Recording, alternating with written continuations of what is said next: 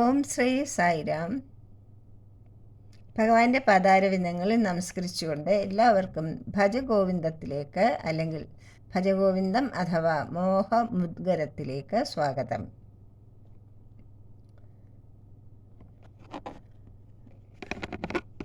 ഭജഗോവിന്ദത്തിൻ്റെ മൂന്നാമത്തെ ഭാഗമാണ് നമ്മൾ ഇന്നെടുക്കുന്നത്. 31 ശ്ലോകങ്ങളാണ് ഈ കൃതിയിൽ അടങ്ങിയിരിക്കുന്നത്. സ്തോത്രം എന്ന് പറയുന്നുവെങ്കിലും ഉള്ളടക്കത്തിൻ്റെ ഗാംഭീര്യം കാരണം ഇത് വേദാന്ത ശാസ്ത്രത്തിലെ ഒരു പ്രകരണ ഗ്രന്ഥമാണ്. ഇതൊരു ഉപദേശ ഗ്രന്ഥമാണ്. തൻ്റെ പ്രിയ ശിഷ്യർക്ക് ജ്ഞാനോപദേശം നൽകുന്ന സദ്ഗുരുവിനെ ഇവിടെ നമുക്ക് കാണാം. ഇതിൽ ആദ്യത്തെ 12 ശ്ലോകങ്ങൾ പല്ലവി അടക്കം 13 എണ്ണം ആചാര്യസ്വാമികൾ സ്വയം രചിച്ചു. ഇവയെ ദ്വാദശ മഞ്ജരിക സ്തോത്രം, അതായത് 12 പൂക്കൾ ചേർത്തുണ്ടാക്കിയ ഒരു പൂച്ചെണ്ട് എന്ന് പറയുന്നു. അടുത്ത 14 ശ്ലോകങ്ങൾ ഓരോന്നും ഓരോ ശിഷ്യൻ രചിച്ചതാണ്. അവയെ ചതുർദശ മഞ്ജരീക സ്തോത്രം എന്ന് പറയുന്നു. ശിഷ്യന്മാരുടെ ശ്ലോകങ്ങൾ ശ്രവിച്ച് പ്രീതനായ ഗുരുവര്യൻ എല്ലാ സാധകരെയും അനുഗ്രഹിക്കുന്നതിനായി അവസാനത്തെ 4 ശ്ലോകങ്ങൾ സ്വയം രചിച്ചു. ആരാണ് ശിഷ്യൻ? ശിഷ്യൻ്റെ ലക്ഷണങ്ങൾ എന്തൊക്കെയാണ്? 1. ശിഷ്യതേ ഇതി ശിഷ്യഃ, ശിക്ഷണത്തിന് വിധേയനായവൻ. 2. ശിഷ്യതേ വിശിഷ്യതേ, ശാസ്ത്രാദി പരിജ്ഞാനേന ബഹിർമുഖത ഉപേക്ഷതി ഇത് ശിഷ്യ, ആത്മീയശാസ്ത്ര പരിജ്ഞാനം മൂലം ബാഹ്യമായവയെ ഉപേക്ഷിച്ച് അന്തർമുഖത്വം പ്രാപിച്ച ആൾ. 3. ഇന്ദ്രിയാദി പ്രവൃത്തിം ശിക്ഷയതി ഇത് ശിഷ്യ, ഇന്ദ്രിയ സംയമനം പാലിക്കുന്ന ആൾ. അതുകൊണ്ട് ആചാര്യസ്വാമികൾ ഭജഗോവിന്ദം ഉപദേശിക്കുന്നത് ആർക്കാണ് എന്ന് ചിന്തിക്കണം. ഗുരുമുഖത്തു നിന്നും ഉപദേശം കേൾക്കുന്നവർ, ജ്ഞാനലബ്ധിയുടെ അന്തർമുഖരായവർ, ഇന്ദ്രിയ വ്യാപാരങ്ങളെയും വിചാരവികാരങ്ങളെയും പരപ്രേരണ കൂടാതെ സ്വേച്ഛയാ നിയന്ത്രിക്കുവാൻ പരിശീലിക്കുന്നവർ എന്നീ ഉത്തമ ശിഷ്യന്മാർക്കാണ് ഉപദേശം നൽകുന്നത്. ഭജഗോവിന്ദം വെറുമൊരു ലളിത ഭക്തിഗാനമല്ല. മൃദുലതയ്ക്ക് ഇവിടെ സ്ഥാനമില്ല. ദുർനടപ്പുകാരെ നേരെ ആക്കാൻ മൃദുലത കൊണ്ട് സാധിക്കില്ല. തീ പിടിച്ച വീട്ടിനുള്ളിൽ ഉറങ്ങിക്കിടക്കുന്നവരെ ഉണർത്തുവാൻ ഉപചാരം നോക്കേണ്ടതില്ല.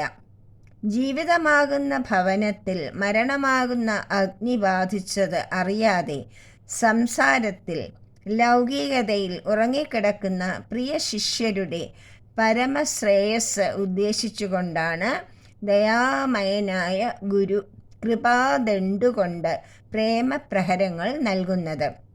സത്യപ്രസ്താവന തീക്ഷ്ണവും നിർദാക്ഷിണ്യവുമാണ്. ഉറങ്ങുന്നവരെ പിടിച്ചു കുലുക്കുന്ന അക്ഷമയാണ് ഇവിടെ പ്രകടമാകുന്നത്. പക്ഷേ അത് അതിമോഹനമായി ചൊല്ലിയിരിക്കുന്നു.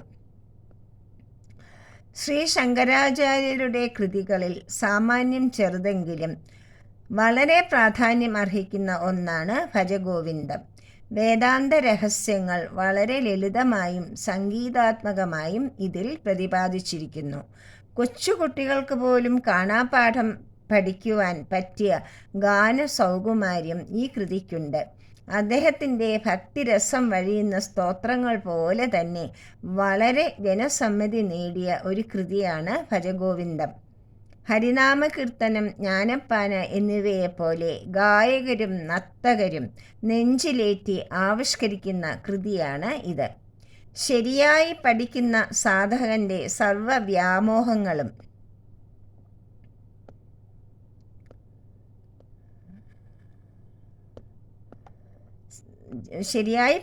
പഠിക്കുന്ന ഒരു സർവവ്യാമോഹങ്ങളും നീക്കുന്നതിനാൽ മോഹമുദ്ഗരം എന്ന് പറയുന്നു. അതായത് മുദ്ഗരം എന്നാൽ കോടാലി.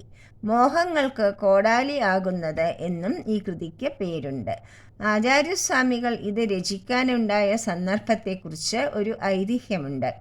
ഒരു നാൾ തൻ്റെ 14 ശിഷ്യന്മാർക്കൊപ്പം കാശിയിലെ തെരുവീഥിയിലൂടെ നടന്നു പോകുമ്പോൾ ഒരു വൃദ്ധ പണ്ഡിതൻ പാണിനിയുടെ സംസ്കൃത വ്യാകരണം വളരെ കഷ്ടപ്പെട്ട് പഠിപ്പിക്കുവാൻ ഉരുവിടുന്നത് കേൾക്കുവാൻ ശങ്കരാചാര്യസ്വാമികൾക്ക് ഇടയായി.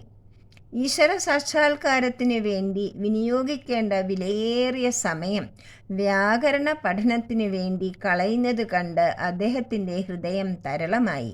ഉടൻ തന്നെ അദ്ദേഹത്തിൽ നിന്നും നിർഗളിച്ചതാണ് ഈ മനോഹരമായ വേദാന്ത കാവ്യം. ഹേ മൂഢ, മരണം വന്ന് വിളിക്കുമ്പോൾ വ്യാകരണം നിന്നെ രക്ഷിക്കുവാൻ പര്യാപ്തമാവുകയില്ല. ഭഗവത് പദം പുൽകി മോക്ഷം നേടാൻ ഗോവിന്ദനാമം ജപിക്കുക എന്ന് പറഞ്ഞുകൊണ്ട് ആ വൃദ്ധ പണ്ഡിതനെ തിരുത്തുകയാണ് അദ്ദേഹം ചെയ്തത്. ഇന്നും ഭഗവത് സ്മരണയിൽ ലയിക്കാതെ ഭൗതികമായ വിവരശേഖരണത്തിന് പിന്നാലെ പായുന്ന നമ്മൾ ഓരോരുത്തരും മൂഢന്മാർ തന്നെ അല്ലേ? ജയ് സായിരാം.